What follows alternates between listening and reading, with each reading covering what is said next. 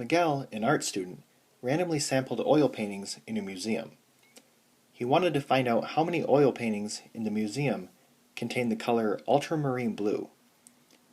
The proportion of paintings that were created using the color ultramarine blue was p hat equal to 0.18, with a margin of error of 0.04.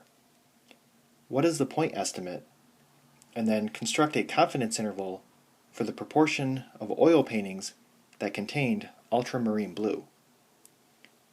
So the point estimate p hat is equal to 0.18 and the error is 0.04.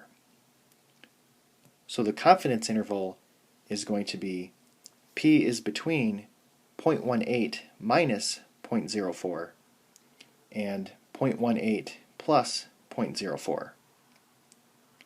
So p is between 0.14 and 0.22.